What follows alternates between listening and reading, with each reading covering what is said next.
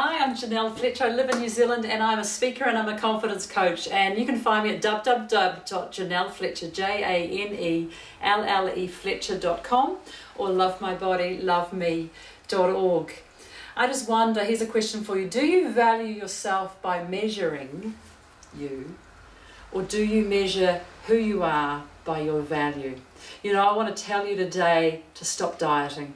You know, for years I lived in, for 11 years of my life actually, I lived in that diet phase of what to eat, what not to eat, of what was good, what was not good, of anorexia and bulimia. I lived at the extremes of eating and body loathing. I no longer do that, and I love my body. I no longer detest my body, I trust my body. And I have learned that dieting is not the way to go. You know, look at the word dieting. The first 3 letters tells us what happens. We die. We deprive ourselves. We restrict ourselves. Who wants to live in a restriction and a deprivation mode? And, you know, when you get out of the morning going, what can't I have? You know, I jump out of bed in the morning and I want to say, and I do say, and do ask myself, what can I have today? What can I enjoy today? How can I live today? So my message to you today is to stop dieting and to taste life. There's lots of ways I can help you with this. I want you to start listening to your hunger. Instead of having a diet plan, listen to your hunger. What does it feel like when you're hungry? What happens in your body when you're hungry? Is there a taste or a feeling up here? Is it in here in here? Or is there something that goes on in your head even? It could be anywhere in your body. It could be a sense, a taste, a feel, a temperature that will tell you that you're hungry.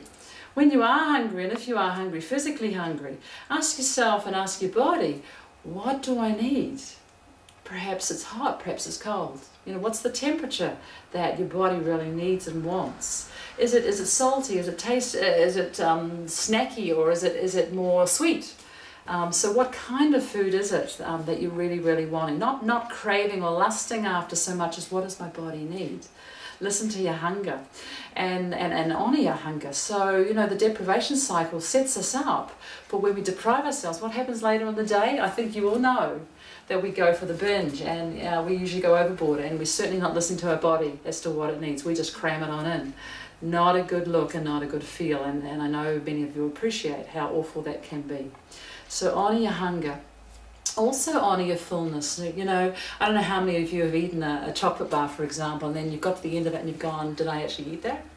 I've done that many a time, and I also know that I've eaten a chocolate bar and I go, you know, what did I actually eat? What did it taste like? Yeah, how was it, chewy or not? You know, what was it? I didn't even know. Or I've overfed myself, overstuffed myself. And, you know, many of us do that from time to time. But, you know, not a good feeling. But here I want to invite you to honor your fullness. And again, listen to your body. What goes on in your body when you're full? For some of you, that will feel more than bloated. You know, if you're bloated, you've probably gone too far.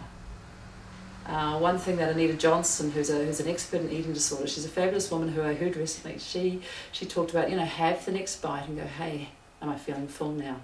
If not, have another one. Pause. If not, have another one. Honor your fullness and really honor your body. I also invite people, instead of the dieting things, to instead of going, what can't I have, to ask the question, what will energize me? And I know for sure, without going, is this food good or bad for me? Because chocolate sometimes energizes me, yeah? And sometimes I need and want that, so I have it. I have no rules around my chocolate. But I do ask myself, does this energize me, and is that what I'm needing now?